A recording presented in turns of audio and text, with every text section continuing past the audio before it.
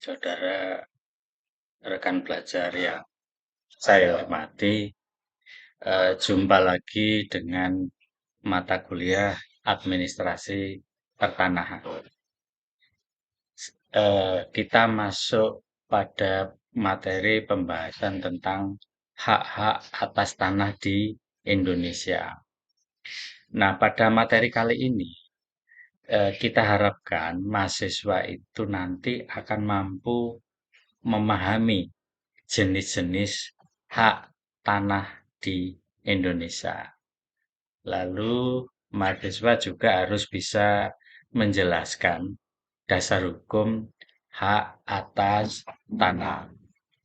Lalu mahasiswa diharapkan mampu membedakan karakteristik tiap hak. Lalu yang terakhir, mahasiswa bisa mengidentifikasi contoh penerapan dalam kehidupan nyata. Nah, rekan belajar yang saya banggakan, hak atas tanah itu adalah kewenangan yang diberikan kepada seseorang atau bisa badan hukum untuk menggunakan tanah. Nah, dasar hukumnya apa? Dasar hukumnya adalah ini yang terutama diatur di dalam Undang-Undang Pokok Agraria atau dikenal dengan UU PA.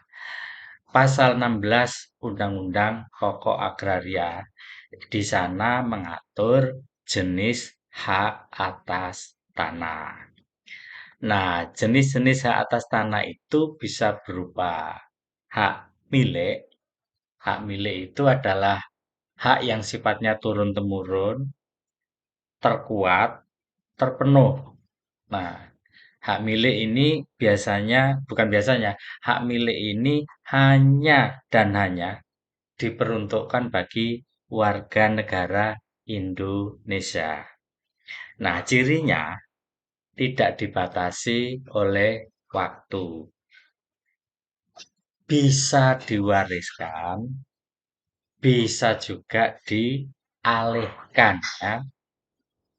Nah, lalu hak yang lain adalah hak guna usaha atau kita sering mengenal istilah HGU, ya.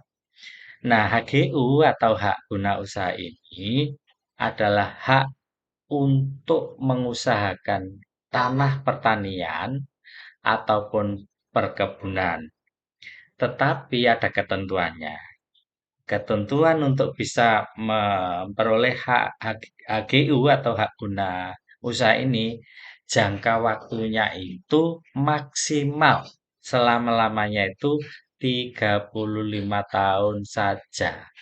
Tapi jangan khawatir, setelah 35 tahun itu nanti bisa diperpanjang.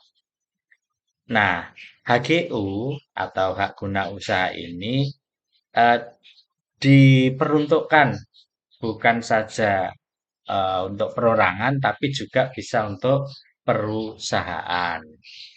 Jadi, badan-badan usaha juga bisa memperoleh hak guna usaha atau HGU ini.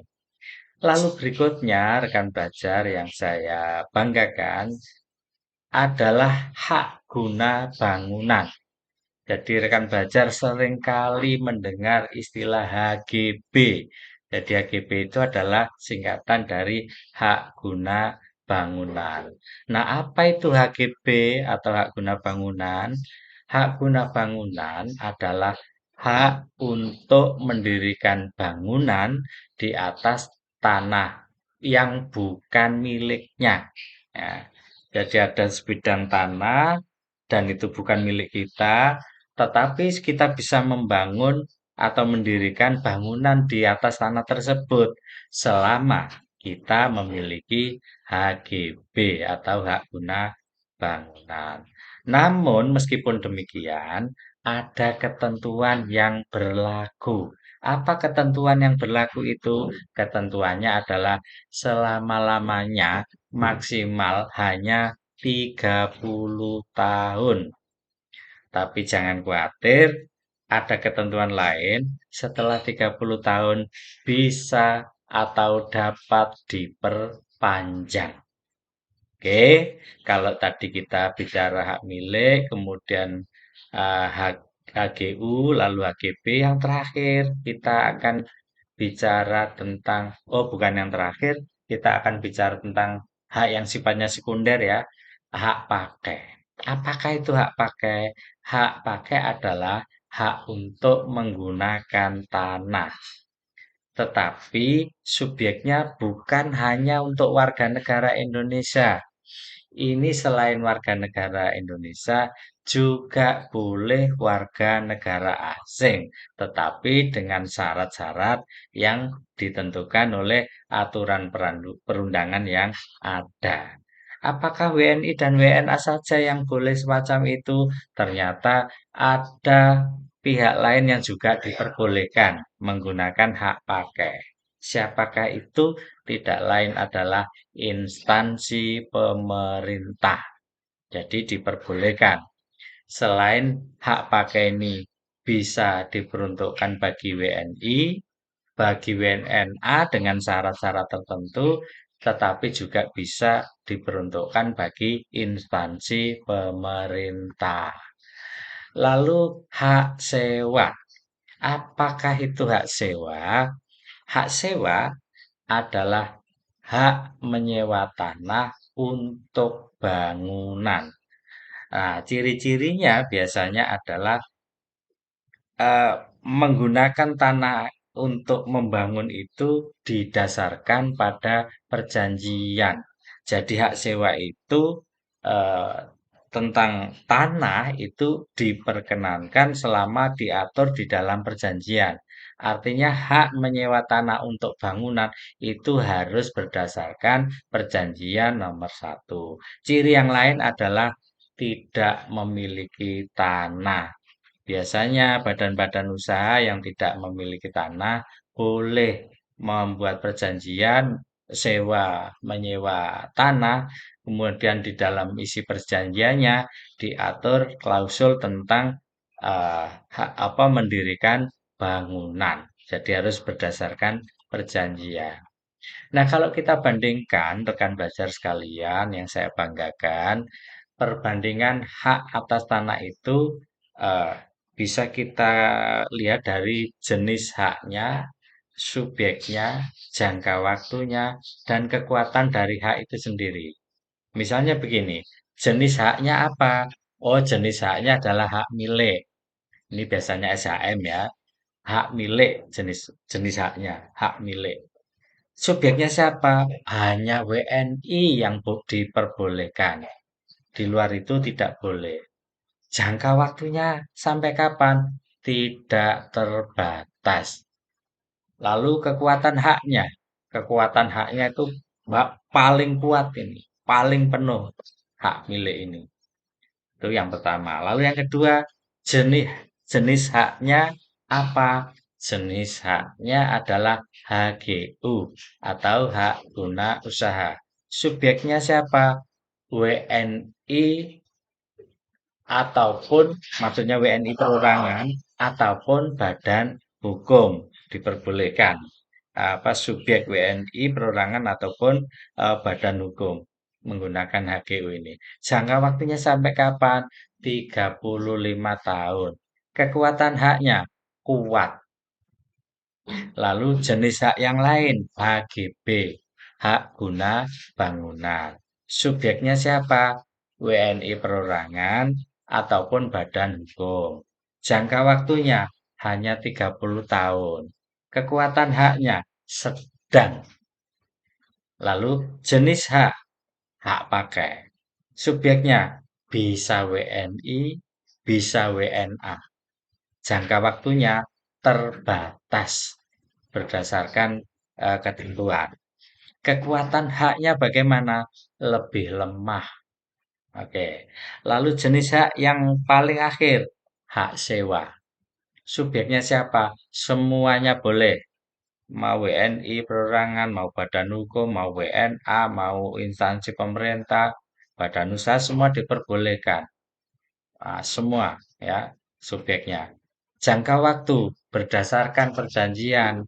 Di dalam klausul perjanjiannya itu dibatasi sampai berapa lama terserah berdasarkan kesepakatan antar pihak yang membuat perjanjian. Kekuatan haknya, ternyata kekuatan haknya itu lemah. Nah, subjek dan objek hak. Kalau di atas tadi kita coba perbandingkan, sekarang subjek dan objek hak. Subjeknya itu siapa sih? Yang kita bahas di sini itu sebenarnya adalah pemegang hak. Jadi subjek di sini maksudnya pemegang hak. Apakah hak milik, apakah hak guna usaha, apakah hak guna bangunan, hak sewa, hak pakai, itu pemegang hak. Nah, pemegang hak ini bisa siapa saja, bisa orang, bisa juga badan hukum. Wah, perusahaan-perusahaan itu ya. Objeknya, tentu saja objek yang kita bicarakan di sini atau di dalam administrasi pertanahan ini adalah tanah yang diberikan hak terhadapnya. Jadi ada tanah yang dimana diberikan hak kepada tanah itu. Misalnya statusnya tanah itu apakah hak milik, hak sewa, hak pakai, HGU, HGB gitu. Nah, ini namanya objek. Oke. Nah, dari narasi atau keterangan tadi, kita punya ini ya, catatan penting ya, bahwa ternyata tidak semua hak itu bisa dimiliki oleh WNA. Misalnya adalah hak milik, ternyata hak milik atau SHM itu hanya untuk WNI saja. Lalu catatan penting yang lain adalah negara itu tetap menguasai tanah.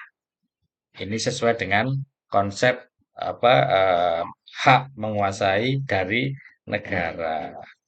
Jadi itu tadi yang bisa kita sampaikan untuk perbandingan hak-hak di dalam status tanah itu, ataupun kita bicarakan siapa subjeknya lalu siapakah objeknya itu.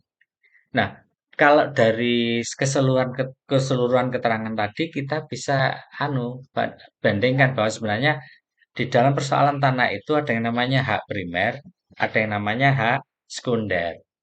Nah, hak primer itu maksudnya apa? Hak primer itu maksudnya adalah hak yang sifatnya langsung dari negara.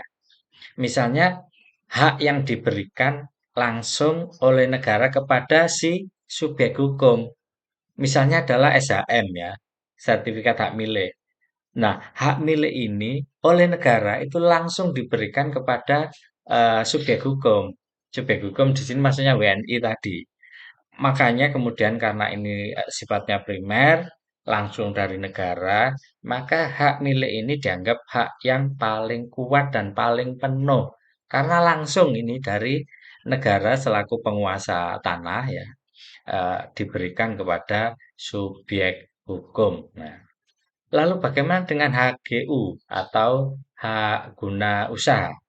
Nah, untuk HGU, hak guna usaha ini, misalnya kalau itu apa diperuntukkan untuk usaha-usaha pertanian. Jadi hak primer itu bukan hanya hak milik tapi juga HGU, hak guna